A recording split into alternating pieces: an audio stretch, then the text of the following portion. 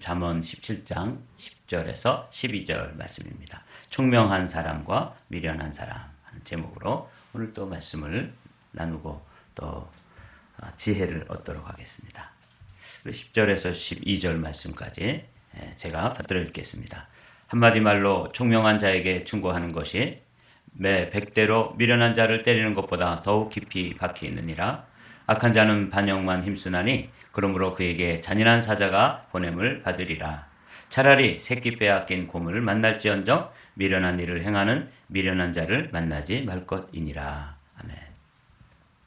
이 시편을 우리가 이제 묵상하고 지나왔는데 이 잠언을 또 우리가 이제 말씀을 나누면서 잠언이 1장부터 9장까지는 그래도 문단을 좀 나누어서 어떤 주제를 가지고 이야기할 수 있는 그런 성경의 1장부터 9장까지는 그런 부분이 있는데 10장부터 31장까지는 우리의 일상생활 속에서 얻을 수 있는 지혜의 그 금원들을 아주 순서 없이 그리고 또 앞뒤 문맥에 전혀 연관성이 없이 솔로몬이 그 지혜로운 말들을 모아다가 이렇게 집대성을 해놓은 것입니다.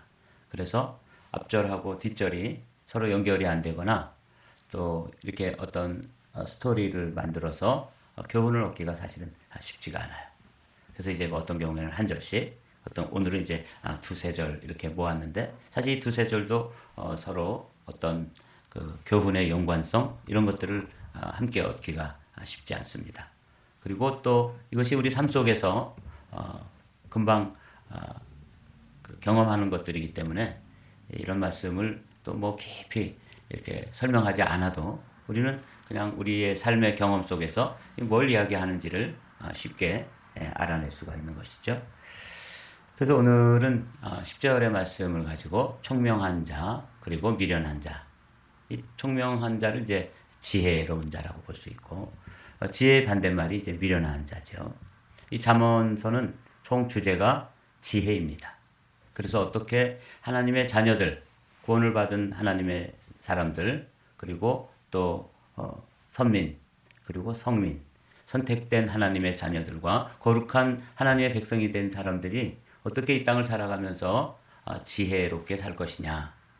그리고 그 지혜롭게 사는 방법을 한마디로 이야기한다면 여호와를 경외하는 삶이다. 이렇게 이제 가르쳐 주시는 거예요.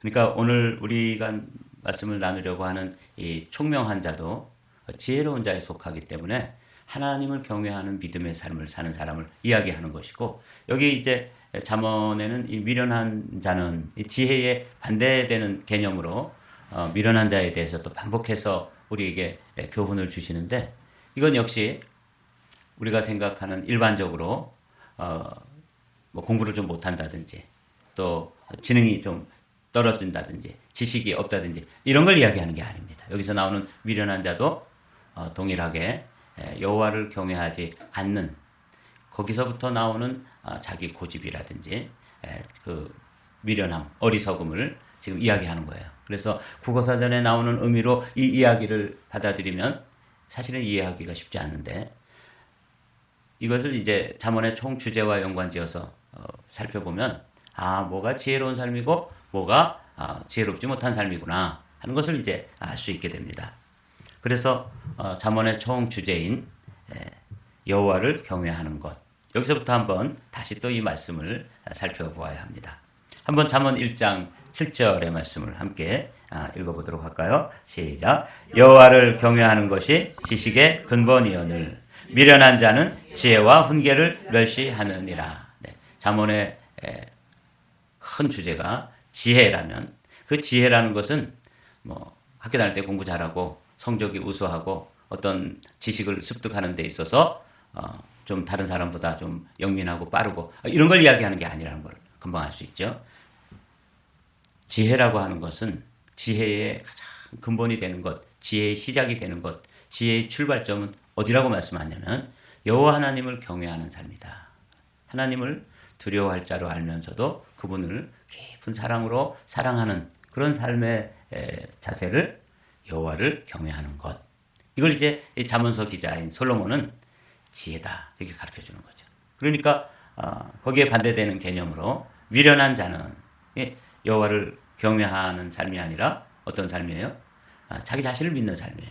자기 자신이 가지고 있는 경험이라든지 또 자기 자신이 가지고 있는 주관이라든지 이런 것을 믿는 사람. 그래서 하나님도 안 믿는 거죠. 이런 사람을 어리석은 사람, 미련한 사람 이렇게 이제 표현하는 거예요. 이게 중요해요. 그래야지만 이 잠언의 이 기록자가 우리에게 들려주려고 하는 핵심 메시지를 얻을 수 있기 때문에 좀 길게 설명을 드렸는데 여러분들이 요 잠언 1장 7절이 말하자면 잠언 전체의 요약 구절이기 때문에 요 말씀을 제대로 이해하면 그 뒤에 나오는 지혜로운 자, 또 미련한 자 이렇게 대조를 해가지고 계속해서 반복하고 있는데 그 의미를 깊은 의미를 이제 알 수 있는 거죠. 지혜롭다고 하는 것은 내 자신을 믿는 게 아니라 하나님을 경외하는 삶이구나. 그럼 미련하다고 하는 건 말씀드린 것처럼 하나님을 경외하지 않고 자기 자신을 자기 자신을 과신하는 거야. 자기 자신을 믿는 거죠. 이 삶을 그래서 이 미련한 자는 지혜와 훈계를 무시해요. 멸시하는 거죠. 그런 거 필요 없어. 나는 이 세상에서 하나님보다 내 자신을 믿을 거야. 이게 이제 미련한 자죠. 전도를 하다 보면 이 미련한 사람들을 만나게 되죠. 하나님 믿을 게 뭐 있습니까? 내 주먹을 믿습니다. 이렇게 얘기하는 분들을 더러 만날 수 있는데 이게 하나님 볼 때는 가장 미련한 거예요. 사실 이 주먹을 믿을 게 뭐 있습니까? 뭐 바로 앞에 있는 사람을 한 대 치면 뭐 그냥 한 방에 나가 떨어질 수도 있고 이게 힘이 있어 보이잖아요. 근데 이게 사실은 아무것도 아니라는 걸 알 수 있는 게 뭐라고요? 지혜라는 거예요. 자, 그래서 오늘은 지혜의 반대말이 미련한 것인데 이 어리석음, 미련함, 영적으로 우둔함 이게 이제 이 잠언서에는 세 단어로 되어 있다는 것을 여러분들이 먼저 염두에 두십시오. 제일 먼저 이 미련하다라고 이제 잠언에 반복되어지는 단어 중에 첫 번째로 우리가 살펴봐야 될 게 캐실이라고 하는 단어. 그다음에 두 번째로 또 나와 있는 많이 반복되는 단어가 나발이라는 단어예요. 이 나발은 우리가 시편 또는 역사서를 보면서 다윗 이야기를 읽다 보면 이 인물 어떤 사람의 이름이 나발이라는 걸 알 수 있죠. 어쩌면 이름을 이렇게 미련한 자라는 뜻이고 어리석은 사람이라는 뜻인데 약간씩 의미가 다르지만 뭐 비슷해요. 그다음에 이제 오늘 우리가 본문으로 선택한 잠언 17장 12절의 말씀에는 에윌이라는 단어예요. 이제 한번 그래도 이런 세 단어가 사용되는데 굳이 이 단어의 깊은 의미를 조금 세분하자면 이렇다는 것이지 전체적으로는 지혜는 여호와를 경외하는 삶 그리고 어리석은 것, 미련한 것은 그 단어의 의미가 어쨌든 그 본래의 의미는 자기 자신을 믿는 거예요.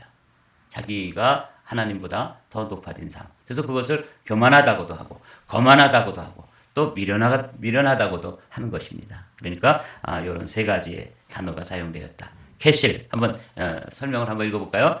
우둔하고 꽉 막힌 마음. 네.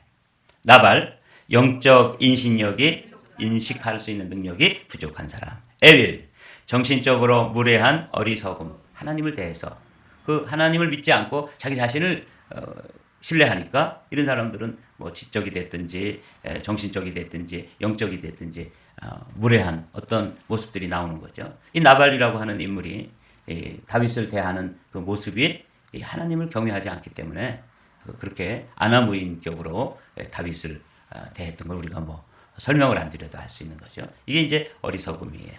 오늘은 이렇게 잠언에 거의 한 2, 39절이 쭉 반복해서 이렇게 나오는데 그냥 그 말씀을 좀 읽는 것으로 여기에 대해서 이제 설명은 여기까지가 전부예요. 그래서 그럼 미련한 자에 대해서 지혜로운 자에 대해서 어떻게 이야기하고 있는지 또 특별한 설명이 필요 없이 그냥 말씀만 읽어도 우리가 이제 내가 지혜로운 자 여호와 하나님을 경외하는 삶을 살아야 되겠구나 하는 것을 알 수 있도록 여러 구절이 반복해서 나오는 걸 알 수 있어요.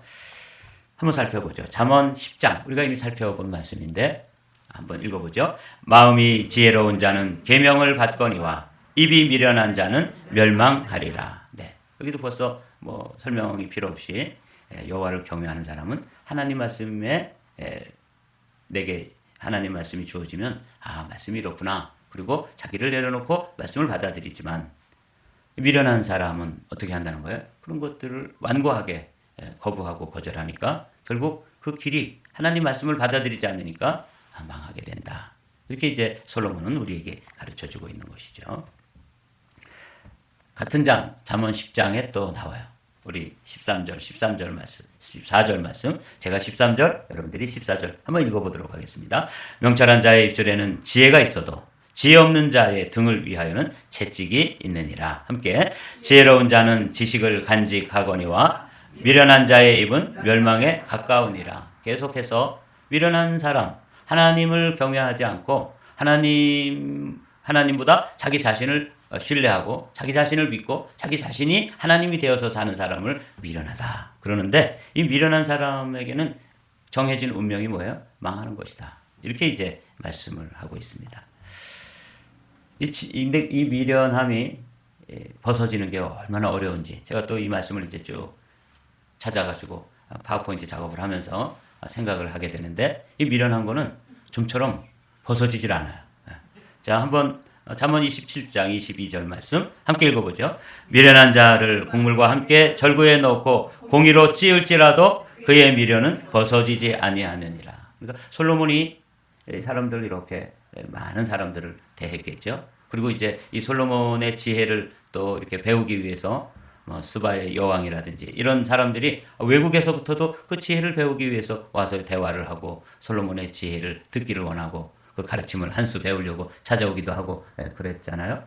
그랬는데 이 솔로몬이 그런 많은 사람들을 관찰한 결과 와가지고 지혜를 배우러 오기는 오는데 그리고 또 솔로몬의 지혜를 배우기를 원하는데 이 지혜가 여호와를 경외하는 사람인데 그것을 이제 설명을 해줘도 자기가 가지고 있는 자기 신뢰, 자기가 하나님이 되어서 사는 사람들, 그런 사람들의 그 관점이 좀처럼 바뀌지가 않는데 어느 정도냐면 그 당시에 이제 곡물을 이렇게 빻아서 이제 조리를 하려면 뭐 가루로 만들어야지 조리로 되는 게 있을 거 아니에요? 떡도 만들고 또 뭐 부치기도 만들고 이렇게 음식을 만들려면 절구에 빻아서 가루로 만들어야 되는데 그렇게 하려면 이제 곡물을 절구에 넣거나 방아에 넣거나 이래가지고 이제 빻지요. 그런데 심지어는 이 미련한 것이 어느 정도로 사람들에게 잘 꼭 붙어 있냐면 절구에 넣고 공의로 찌을지라도 그 미련은 벗어지지 아니하느니라.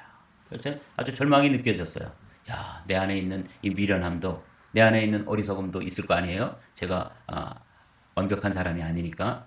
근데 이거 절구에다가 놓고 막 빻는 것처럼 어떤 고난을 겪고 또 아주 힘든 일을 경험하면 그런 걸 통해 가지고 고난을 통과하면 이 미련함이 벗어져야 되는데 이게 좀처럼 벗어지지 않는구나. 그래서 이게 두 가지를 생각했어요. 제 자신 안에 있는 이 미련함이 어떻게 이렇게 아주 껌딱지처럼 들러붙어 가지고 공의로 여러분 절구로 이렇게 절구질을 해보셨나요? 절구질도 사실은 좀 약간의 지혜가 필요해요. 그냥 절구 안에다가 곡물을 넣고 그냥 힘껏 막 내리친다 그래가지고 되는 게 아니라 그걸 잘 해야지만 밖으로 튀어나가질 않기 때문에 남는 게 있어요. 그래서 또 우리 어머니는 힘이 약하시니까 제가 조금 뭐 중학생 되고 이럴 때는 엄마가 저보고 찌라고 그러더라고요. 그래서 제가 절구질을 해보는데 그때는 제가 그냥 힘만 있으니까 그래도 막 중학생 정도 되면 이제 남자애들이 힘 나잖아요. 그래서 막 그냥 빨리 쪄놓고 친구들하고 놀러 나가야 되니까 막 찌면 다 튀어나가가지고 우리 어머니가 와서 보고 깜짝 놀라는 거죠. 가뜩이나 없는 집안에 그거 잘 좀 빻아가지고 좀 음식을 만들려고 그러는데 그냥 막 뒤로 찌면은 뭐 다 튀어나가게 돼요. 그때 그 절구 공이가 이렇게 생겨가지고 가운데는 이제 손을 잡을만 하고 또 양쪽에는 이제 그 곡물을 이렇게 빻아야 되니까 약간 좀 도톰하고 이러는데 저는 절구질도 해본 적이 있어요. 그런데 이게 쉽지 않아요. 조금만 더 하면 또 금방 이 팔이 아프고 그런데 그렇게 해도 이 미련이 벗어지질 않는 거죠. 또 두 번째로 제가 생각한 건 저 자신의 미련함뿐만 아니라 우리 자녀들 가운데 우리가 이렇게 보면은 야, 이 녀석도 이거 이렇게 하면 안 되는데 그냥 그걸 고집스럽게 하고 미련을 떠는 자녀들을 우리가 종종 경험하게 되잖아요. 근데 그걸 몇 마디 말로 해결이 안 된다는 거잖아요. 그래서 참 이 말씀 오늘 미련에 대해서 묵상을 하면서 두 가지 좌절이 왔어요. 아, 내 안에 있는 미련함도 잘 벗어지지 않는 거구나. 그런데 안타까운 거는 뭐 나는 이제 나이 들어서 이만큼 살다가 그냥 가도 되지만 우리 자녀들은 살 날이 많은데 그 미련한 그것을 벗어내지를 못하고 살면 언제까지나 그 어리석음 가운데 살 텐데 그게 절구에 넣고 공의로 찌을지라도 그의 미련은 벗어지지 아니하느니라. 이게 이 솔로몬이 많은 사람들을 경험한 후에 그 지혜로 적어놓은 글인데 이게 사실은 성경의 말씀이기도 하고 지혜자였던 솔로몬의 경험이기도 한 것이기 때문에 되게 참 아픔으로 다가왔어요.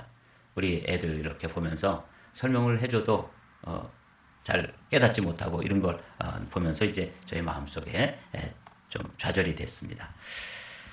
여기 보십시오. 의인의 입술은 여러 사람을 교육하나 미련한 자는 지식이 없어 죽느니라. 이 미련한 것의 그 결말을 그 미련한 사람의 운명을 멸망, 죽음 이런 것들로 계속 이야기하고 있잖아요. 그런데 우리 자녀들이 우리가 이렇게 먼저 산 경험을 가지고 이야기를 해주면 아빠가 말하는 게 참 맞는구나 이러면서 받아들이지 않아요.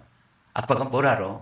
미국은 달라 이렇게 하니까 이게 뭐 정말 애들하고 대화가 잘 안 되잖아요. 그 미련한 것이 벗어지지 않느니라 하는 말씀이 제 마음속에 아주 맴돌았습니다. 미련한 자는 행악으로 낙을 삼는 것 같이 명철한 자는 지혜로 낙을 삼느니라. 여기 명철, 지혜, 총명 이게 다 여호와를 경외하는 삶. 이런 사람들은 하나님의 지혜를 가지고 지혜로운 삶을 사는 것을 즐거움으로 여기지만 미련한 자는 그런 어리석음을 가지고 낙을 삼고 있으니 이게 벗어질 리가 있습니까? 이게 참 안타까웠어요. 13장 20절 말씀 다 같이 읽어보죠. 지혜로운 자와 동행하면 지혜를 얻고 미련한 자와 사귀면 해를 받느니라. 네, 이런 말씀은 굳이 설명을 안 하더라도 누구를 만나느냐, 누구와 동행을 하느냐, 우리 자녀들이 어떤 친구를 가지느냐에 따라서 특별히 아주 감수성이 예민하고 아무거나 막 받아들일 그런 나이에 어떤 친구를 만나서 어떤 것을 배우느냐에 따라서 그의 그 인생의 뒷부분이 달라지는 거예요. 한 사람은 지혜를 얻고 어떤 사람은 그것 때문에 해를 받고. 그래서 우리가 이 아침에도 잘 벗어지지 않고 절구에 넣고 공의로 찧어도 벗어지지 않는다고 하지만 주님께 맡기는 수밖에 더 있습니까? 그래서 하나님 좋은 친구들을 만나고 지혜로운 삶을 살기를 원합니다. 지혜의 근본이 여호와를 경외하는 삶인데 여호와를 경외하는 자녀들이 되기를 소원합니다. 이렇게 기도하는 수밖에 없습니다. 미련한 자는 교만하여 입으로 매를 자청하고 지혜로운 자의 입술은 자기를 보전하느니라. 긴 설명이 필요 없는 말씀이에요. 이 지혜도 또 지혜로운 자였던 솔로몬은 또 우리에게 이렇게 가르쳐 주죠. 돌은 무겁고 모래도 가볍지 아니하거니와 미련한 자의 분노는 이 둘보다 무거우니라. 그래서 이 미련한 것이 얼마나 위험한지 이제 말씀을 마치도록 하죠. 사도 바울도 이런 문제, 지혜로운 자, 미련한 자, 또 지혜로운 자와 이 미련한 자는 어디로 결론이 지어지냐면 악한 자로 결론이 맺어져요. 오늘 본문도 그렇게 말씀하고 있는데 고린도 교회 성도들에게 들려줬던 말씀을 함께 읽어보고 마치도록 하죠. 형제들아 지혜에는 아이가 되지 말고 악에는 어린아이가 되라. 지혜에 장성한 사람이 되라. 그래서 고린도전서에 있는 말씀이죠. 오늘 이제 본문 말씀으로 돌아왔습니다. 한마디 말로 총명한 자에게 충고하는 것이 매 100대로 미련한 자를 때리는 것보다 더욱 깊이 박히느니라. 미련한 사람은 원래는 성경에서 매를 때린다 그러면 몇 대까지 때릴 수 있어요? 40대. 이게 그 정도 그 이상을 때리면 이제 사람이 그러니까 이렇게 회초리 가지고 이렇게 때리는 게 아니에요. 아주 곤장을 치거나 태장을 쳐서 매를 때릴 수 있는 한도가 40대인데 그거의 2배 반을 두들겨 맞아도 이 미련한 거는 벗어지지 않는다는 거죠.